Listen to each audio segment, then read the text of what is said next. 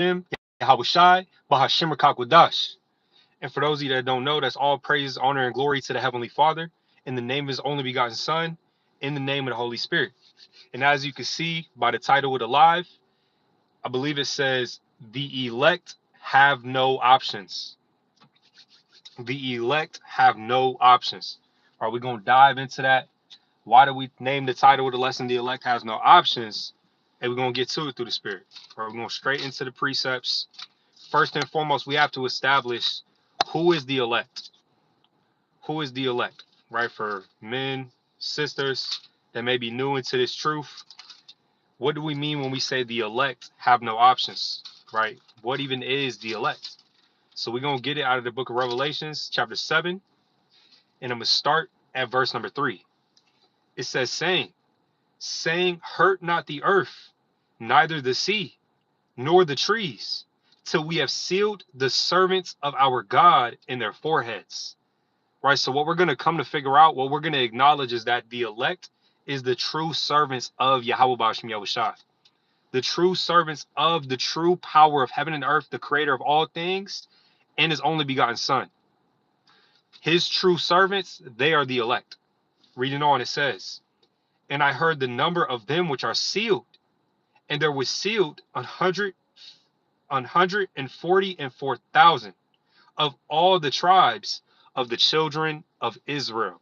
So not only is the elect the servants of God, but more specifically, the children of Israel, right? The 12 tribes of the children of Israel.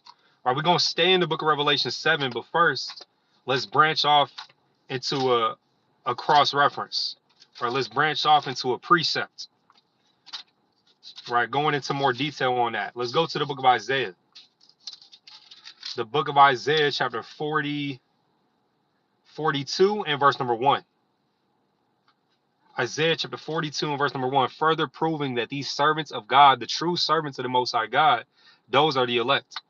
Isaiah chapter 42 and verse number 1, it says, behold, my servants in whom I uphold, mine elect in whom my soul delighteth. I have put my spirit upon him. He shall bring forth judgment to the Gentiles. See that? So the elect of the Most High God, those in whom the Lord takes delight in their souls, right? Takes delight in their works, takes delight in his creation, right? Those are his servants. It said, behold, my servant, whom I uphold, mine elect in whom my soul delighteth, right? And there's so many more precepts going into the elect of the Most High, right? Let's get another one. Let's get another one. Let's go to the book of Isaiah, chapter 45, and verse number 4. And it says, for Jacob, my servant's sake, right? Again, we're seeing the servants of God. For Jacob, my servant's sake, and Israel, mine elect. You see that? So when the name of the title, when the title of the lesson, the title of the live is called The Elect Have No Options, we're talking about the true servants of God of the 12 tribes of Israel. Right? And how many elect men is there going to be? Right? We have to prove it. But first, let's finish this verse we at. Isaiah 45, verse number 4, it says, for Jacob, my servant's sake, and Israel, mine elect, I have even called thee by thy name. I have surnamed thee, though thou hast not known me. See that? So Israel, they are the Lord's elect, right? There's no elect men of the nation of Moab. There's no elect men of the nation of Edom. There's no elect man that's a descendant of Esau or any other nation outside of the children of Israel, right? The 12 tribes that descend from Jacob, right? And we're going to continue to prove that in Revelations, the 7th chapter.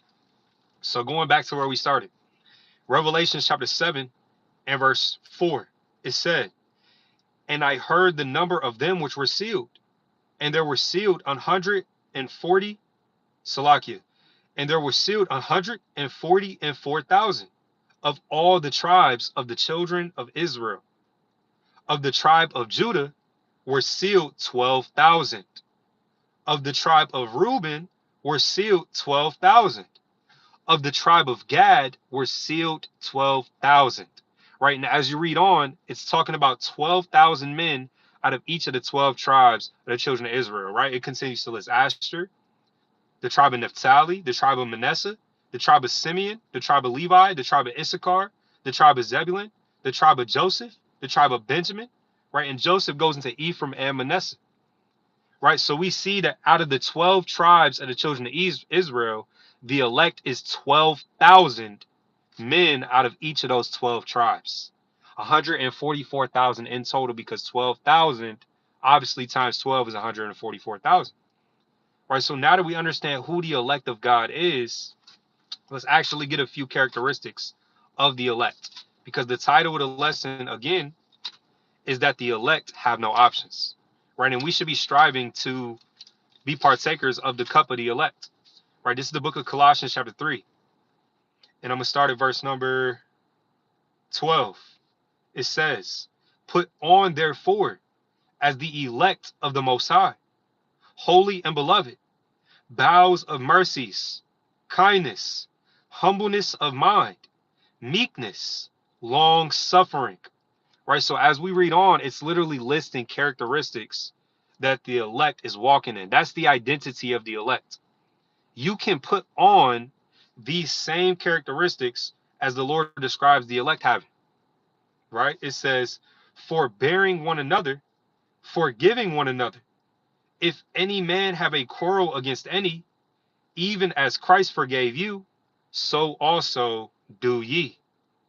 And above all these things, put on charity, which is the bond of perfectness." Right? So we see that the elect, they're very righteous. They walk after the fruits of the Spirit. Not only that, they're very humble in their righteousness. Right? And ultimately, they follow the Lamb whithersoever he goeth. They follow Christ's footsteps. That's what the elect is doing. Right? They have no other option but to follow the Lamb. They have no other option but to follow Christ.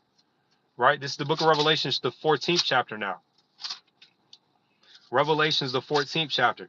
Because as a man, when you receive this truth, when you receive the knowledge that you're an Israelite from whatsoever tribe you believe that you're from, your goal and objective should be to strive to make your calling and election sure. Right? Firstly, let's actually get that through the Spirit.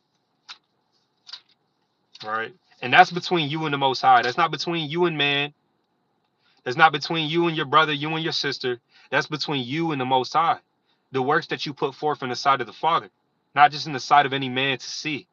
Right? This is the book of 1 Timothy. And I'm going to start at Salakia. Let me make sure I'm in the right place through the Spirit. This is the book of 2 Timothy. 2 Timothy chapter 2 and verse number 10. It says, "Therefore, I endure all things for the elect's sakes, that they may also obtain the salvation which is in the Mashiach Yahushai with eternal glory."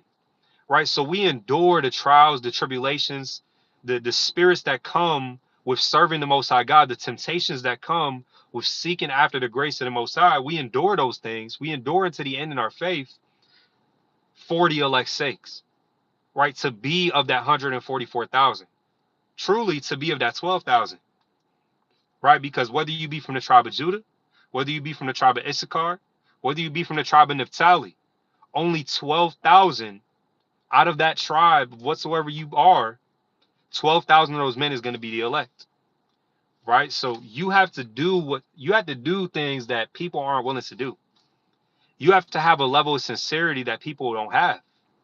You have to have a certain type of prayer life. You have to have a certain type of consistency when it comes to your relationship with the Most High on a daily basis. You have to have a level of discernment to not be deceived and to know right from wrong. And you have to have a level of courage to choose that which is right and not wrong. Because you may have that discernment to know what's right and wrong, but do you have that spiritual strength? Has the Lord taught your hands to fight in war? Have you been valiant and victorious in war? Right? Because the elect, the Lord teacheth their fingers to fight. Right? This is the book of Revelations, chapter 14.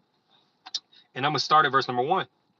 It says, "And I looked, and lo, a lamb stood on the Mount Zion, and with him 144,000, having his father's name written in their foreheads. What does that mean? That Yahweh is always on the elect's minds. From the beginning, it was a commandment that we keep the words of the Lord as frontlets between our eyes. Right? From the beginning, that was a commandment that we keep the words of the Lord as frontlets between our eyes. Right? Now, let me find that real quick through the Spirit. Let's actually get that in the book of Slakia. Let's get that in the book of Deuteronomy.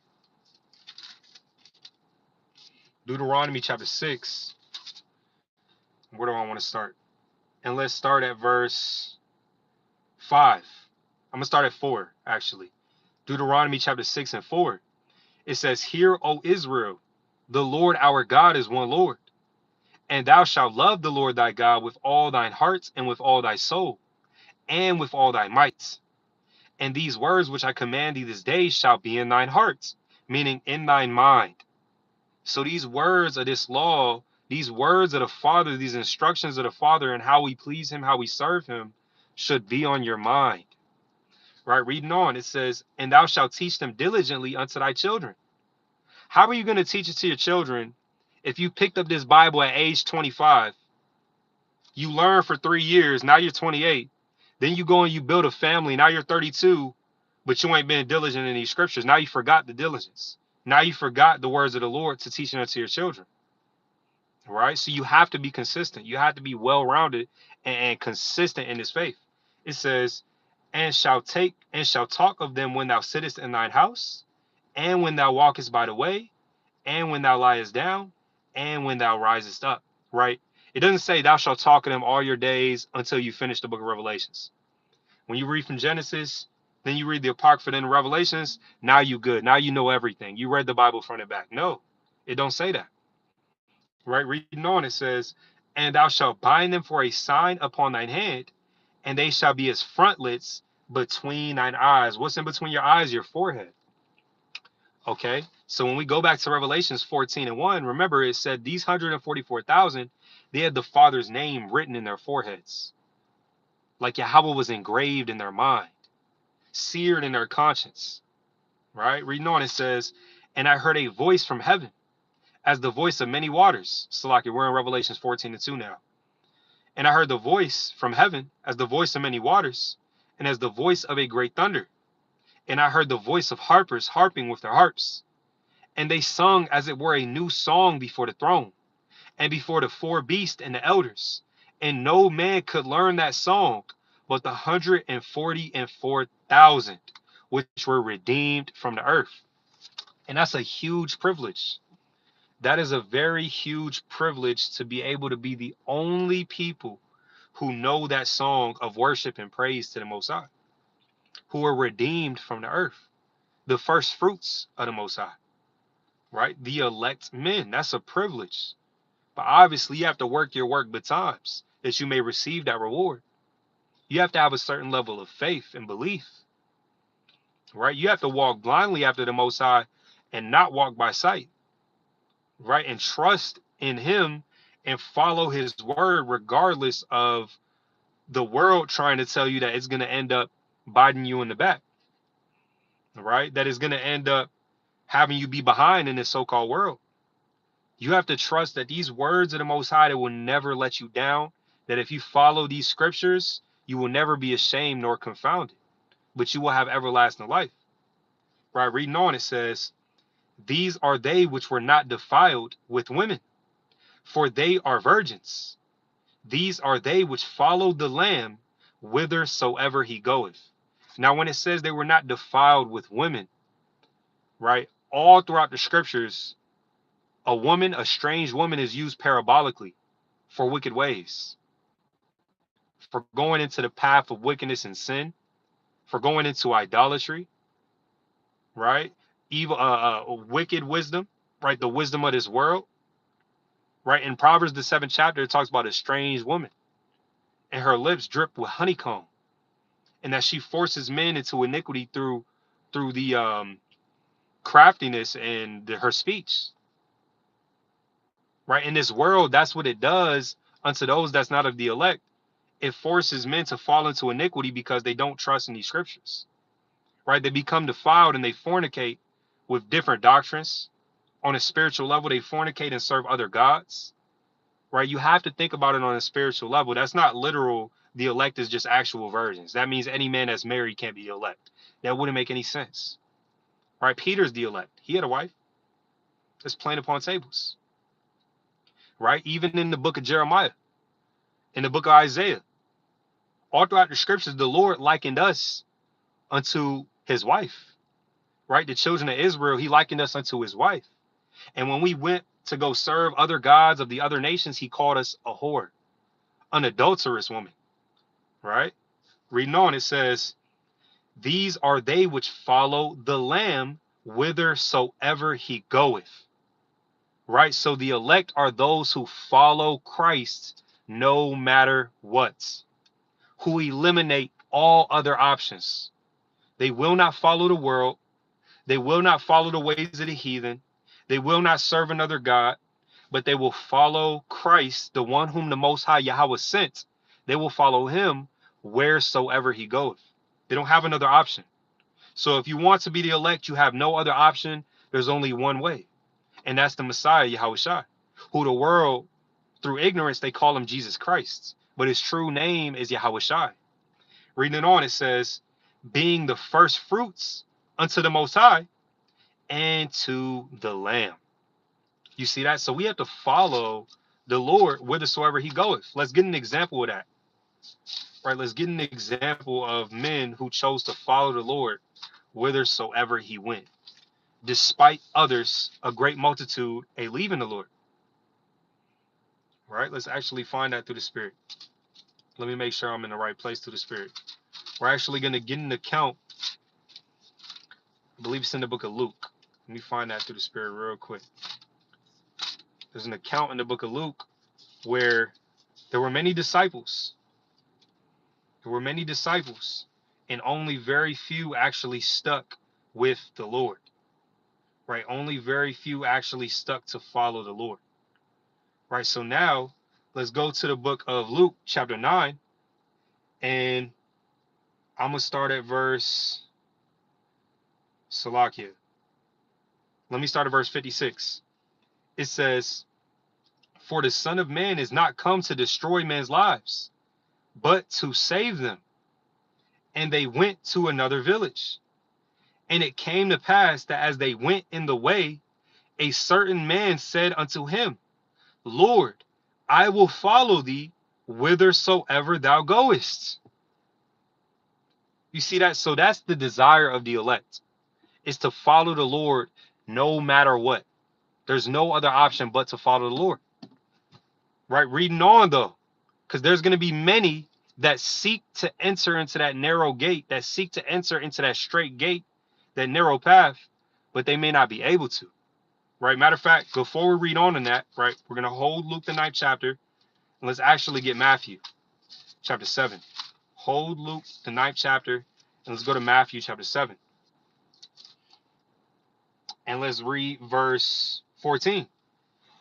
Matthew 7 and 14, it says, because straight is the gate, and narrow is the way which leadeth unto life, and few there be that find it. So there might be many that seek after it, but few there be that find it. Right? The scriptures say there are many called, but few is chosen. That's why there's more than 144,000 people that know this truth, but that doesn't mean that they're all the elect, right? Let's actually get that again. In the book of Matthew chapter, right, let me get that in the book of Matthew chapter, I believe it's the 20th chapter, right? Many are called, but few are chosen. Matthew chapter 22 and verse number 14. It says, for many are called, but few are chosen. Few are going to actually walk in the fruits of the elect. Few are actually going to carry their cross and choose the Most High over everything. Few are going to stick with the Lamb whithersoever he goeth. Right? Let's get that in the book of 2nd Ezra. Let's get that in the book of 2nd Ezra, the 8th chapter. Second Ezra chapter 8 and verse number 1. Second Ezra chapter 8 and 1, it says, and he answered me, saying, the Most High hath made this world for many, but the world to come for few. You see that? So the Lord has already told us what's going to happen. So when he asks of us, when he requires of us to do certain things in order to be of that few, you can't take it as a joke. You can't take it as if you have any other option. If you're the elect, if you're moving in the spirit of the elect, you understand there is no other option. You must obey the Most High. You must serve Yahweh Shem Yahushai. You cannot continue in your sin and your iniquities. You have to get your spirit together. Right? This book of Second Ezra chapter 8, and now we're at verse number 3. It says, there be many created, but few shall be saved. See that? So yes, the Most High created many men, many women, but only few of them are actually going to make it into the world to come, into the new heavens and the new earth. That's just the way that the Most High made it from the beginning. So the elect, they have no other option but to walk in the fruits of the Spirit and to follow the Lord. Right? And we're actually going to get a prime example of someone who desired to be the elect, but they may not have been willing to sacrifice everything. They had other options. Right? They felt as though they had time. They felt like they could choose when they want to serve the Lord. They felt like it was up to them. Right? We're going to get that in the book of Luke, the 9th chapter. Luke chapter 9 and verse number 57 again. It says, and it came to pass that as they went in the way, a certain man said unto him, Lord, I will follow thee whithersoever thou goest. So he said he'll follow the Lord no matter where he went. Wherever he goes, he'll follow him. That's what he said. And he may have been sincere. He may have truly desired that.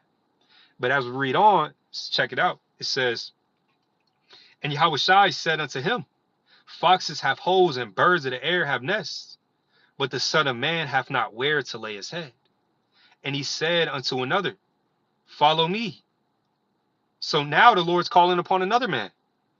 But first, let's actually finish what we just read. It said, and he said, and Yahushua said unto him, foxes have holes and birds of the air have nests, but the Son of Man hath not where to lay his head. So he warned him.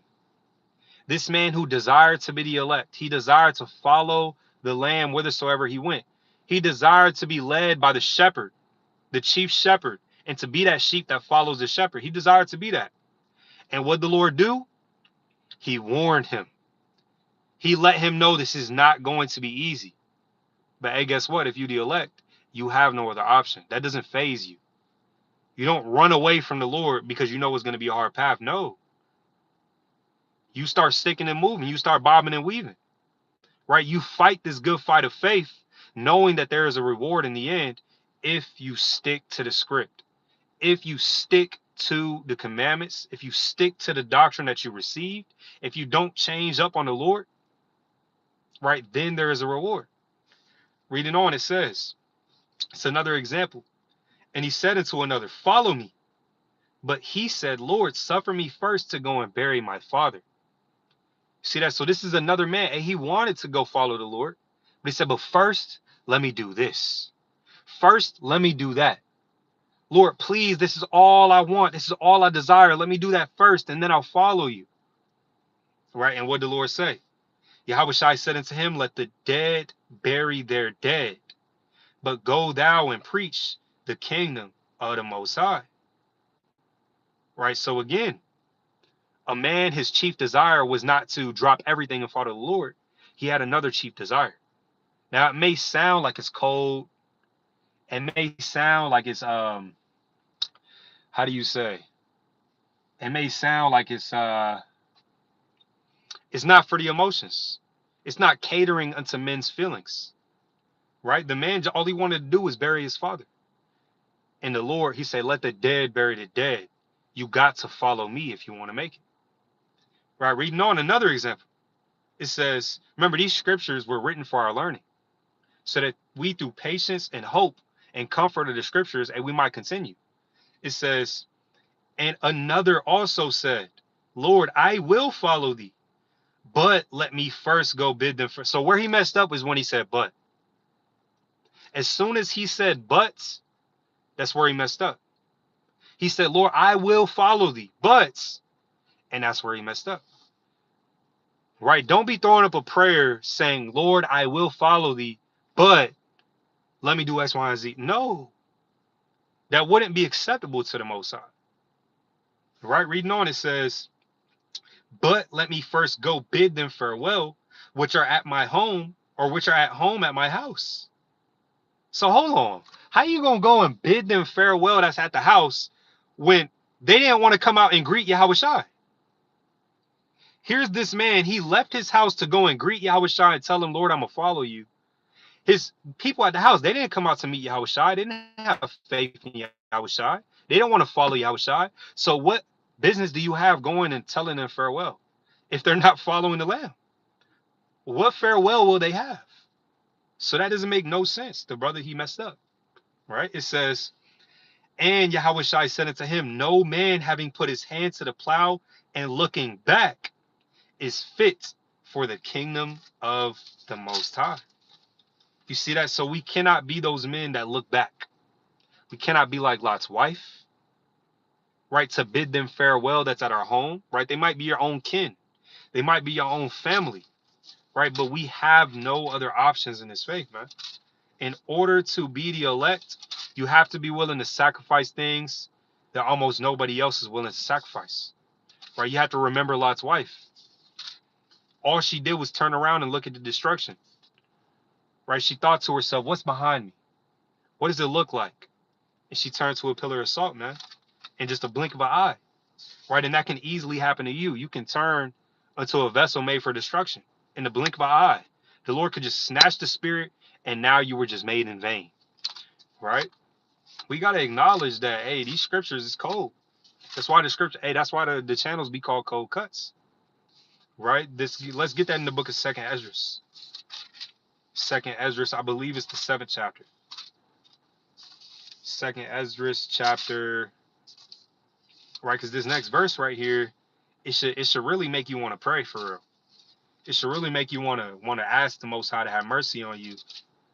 And as the author of your faith, hey, to keep your name written in the book of life, it should make you want to throw up them type of prayers. All right, I'm gonna get it through the Spirit.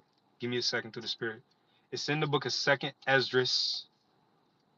I believe it's chapter.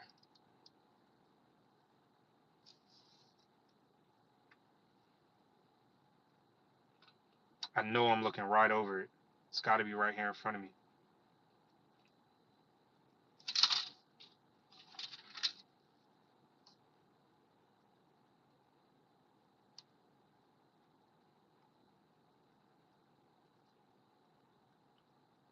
Salakia, Salakia.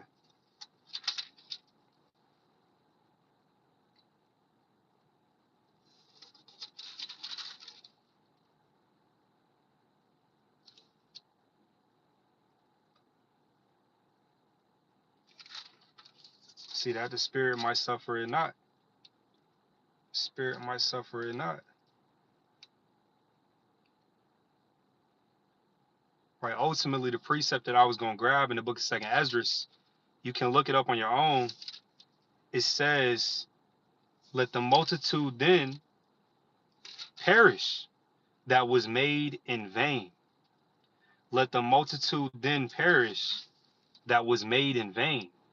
Why? Because there are vessels that have been created that are on this earth that are literally made to be destroyed, that were not made to make it. Just vessels just destined for destruction, right? That have no future in the heavenly kingdom, right? And you can find that in the book of Second Esdras. Through the Spirit, I know I'm looking right over it. Salakia. But in the book of Second Esdras, you can find a precept that says, let the multitude perish then that was made in vain. Let the multitude perish then that was made in vain. Right? And why did it have to say that? Because Esdras, he was asking the Most High, Lord, why did you create so many people if you're going to end up killing so many of them? Right? And that's actually the Spirit, because that's what we're going into next. Right? We're actually going to go into Second Esdras, the 7th chapter. Second Esdras, the 7th chapter. right? And we're going to start at verse number 57, because this is what we all signed up for when we came into this faith. When you heard about the Israelites, when you heard about the 12,000 out of the 12 tribes of Israel, when you heard about the 144,000, right, you signed up for something. You signed up to either choose life or choose death, right? Because when you come into the remembrance of who you are, not only that, you're coming into the remembrance of the covenant that your fathers made, the Israelites, the covenant they made with Moses before the Most High, right? It's either choose life or choose death, meaning be obedient or don't be obedient and die, right? And this is the book of 2nd Ezra, chapter 7, and verse number 57. And it says, then answered he me and said, this is the condition of the battle, which man that is born upon the earth shall fight, that if he be overcome, he shall suffer as thou hast said. But if he get the victory, he shall receive the thing that I say. You see that? So it's one way or the other. There's no option. You have one option, that is to overcome, be an overcomer, get the victory and win. And if you don't win, you lose. There's no other thing to do. It's either you keep these commandments and be obedient to the Heavenly Father and you be victorious and you make it, or you just die. You have no other options, right? So if you decide that you need to walk after the spirit that the elect's walking in, that you want to be the elect, that you want to serve the Most High to the best of your ability, you have to seek out the victory, right? And how do you seek out that victory? You have to keep the commandments of the Lord. You have to fight that good fight of faith, right? What's doing the work of the Lord, brothers? Doing the work obviously is going out there on the highways and byways. You got brothers who make videos. You got brothers who give out edification unto their family and their friends, right? But ultimately doing the work is when you're by yourself and you're being tempted and you choose to have the victory over Satan and you choose life and you choose obedience. That's doing the work. That's actually doing the work. So brothers always talking about, I'm trying to do the work. I need to do the work. I need to do the work. If you're actually obeying the Lord when nobody else is watching, if you're overcoming sin when you're being tempted, that's the ultimate work you could be doing, right? Because that light is just going to continue to grow and it's going to spread unto others,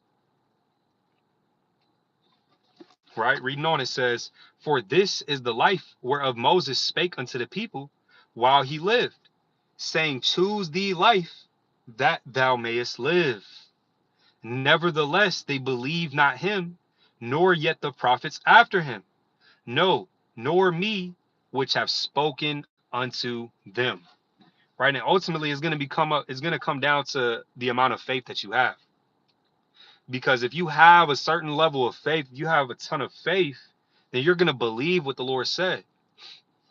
You're going to believe that all hell is about to break loose. You're going to believe that the end of the world is here. You're going to believe in the prophecies and that if you don't obey the Lord, you will be destroyed. You're going to believe that. And because you believe it, you're going to actually do what it takes to be exempt from that destruction. You're going to watch. You're going to pray that you may be accounted worthy to escape the judgments to come. Right. So with that, we're going to get a few more closing precepts to the Spirit, where I just wanted brothers to have a good reminder to strive to be the elect, to understand that you have no other option, and that all hell is breaking loose. You only have one option, and that is to serve the Most High with all your heart, mind, and soul. Right, let's go to the book of 2nd Ezra, chapter 7, and verse number 7. It says, the entrance thereof is narrow, and is set in a dangerous place to fall, like it's as if there were a fire on the right hand, and on the left a deep water. Right, just like the book of Proverbs, it says, don't let your mind go to the left or to the right, but stay on the straight and narrow path. You only have one option, that's the straight and narrow path. And what is that? Keeping these commandments, obeying the Most High God. In the midst of temptation, you're getting the victory, you're overcoming, right? That's doing the work of the Most High. That's the works of the elect, right? Reading on, it says, and one only path between them both, even between the fire and the water, so small that there could but one man go there at once. Right? You see that? So you have to work out your own salvation with what? With fear and with trembling. Right? Let's go to the book of Hebrews real quick. Let's go to the book of Hebrews real quick through the Spirit. Right? And let's start at verse, or actually Hebrews chapter 12, and let's start at verse number 28. Hebrews chapter 12 and verse number 28, it says, wherefore, we receiving a kingdom which cannot be moved, let us have grace, whereby we may serve Yahweh acceptably with reverence and godly fear. So when you come to serve the Most High, you have to serve him acceptably. And that's what the elect's doing.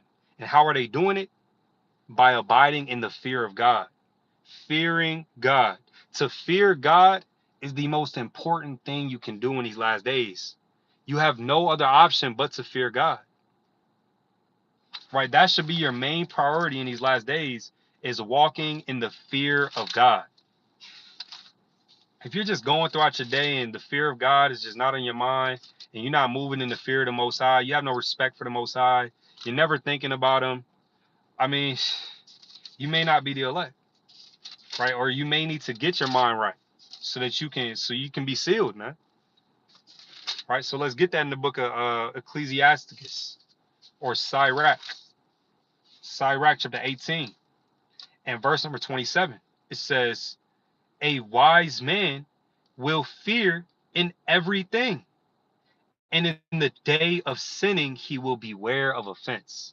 Right? And that's what this video is really for, through the Spirit, for brothers and sisters to understand that the day of sinning is coming. That hour of temptation is coming, and you must overcome. And you must fear God in that moment and believe God in that moment, so that you don't get caught like a thief in the night. You only have one option. You have to get the victory, because if you don't, you die. Right? We have one option. That's just the code. That's been the doctrine from the beginning. It's never changed. That's always been the doctrine since we received this faith, man. Right? So now let's get that in the book of Sirach chapter 23 and verse number 27. And it says, and they that remain shall know that there is nothing better than the fear of the Lord, and that there is nothing sweeter than to take heed unto the commandment of the Lord. So the scriptures just said it right then and there, plain upon tables, that there is nothing better than the fear of the Lord. And that's what the elect is walking in. That's what the elect is moving in. The fear of Yahweh, Ba'ashem Yahushai. The fear of the Most High, that is what's going to save you. That is what truly shows your belief. Because if you believe in God, you believe in his word, then you don't want to be judged. You don't want to be punished. You don't want to be touched by that fire. You fear that. You fear that the Most High, it won't just leave you exempt from that. Right? That you too have to work out your salvation. Right? And that it's not just a given. Right? That is not just the easy way into the kingdom, but that you have to fight that good fight and overcome. And if you be overcome, then you will suffer the things that was spoken of in Ezra's. But if you overcome and get the victory, you shall receive the reward that we're all looking for, right? Which is to be of the elect, which is to sing that new song into Yahweh B'Shem Yahushua. Right, so with that, just getting a few more precepts, probably 2 more precepts through the Spirit. Let's go to the book of 2nd Esdras, chapter 2 now. 2nd Esdras, the 2nd chapter, right? And in 2nd Esdras, the 2nd chapter, what you actually find is pretty much the same account that you read about in Revelations, the 14th chapter. 2nd Esdras, the 2nd chapter, has pretty much the same exact account that's spoken of in Revelations, the 14th chapter. That's how we know this Apocrypha actually is biblical, because it lines up so perfectly with the doctrine of the Lord. Or there's actually no way around it. It lines up too perfectly for men to say that it's deuterocanonical, right? That is not biblical, that is not inspired by the Most High. It just doesn't make any sense. Yahweh Shai himself, he quoted the Apocrypha. Right, so let's get that in the book of 2nd Ezra chapter 2. Right, and we actually going to start at verse number, let me see where I want to start through the Spirit. Let's start at verse number 33. Actually, Salakia. Let's start at verse number 35. Salakia. Second Ezra chapter 2 and verse number 35, and it says, "Be ready to the reward of the kingdom, for the everlasting light shall shine upon you forevermore. Flee the shadow of this world. Receive the joyfulness of your glory. I testify my Savior openly." So it says, first, yes, you testify Yahweh Shai, you testify of the Messiah and your faith in Christ. And secondly, you have to flee the shadow of this world. You have to separate from everything this world finds acceptable and cleave to what the Most High says is acceptable. And then you have to take it a step further. You have to cleave into what the elect, according to these scriptures, finds acceptable.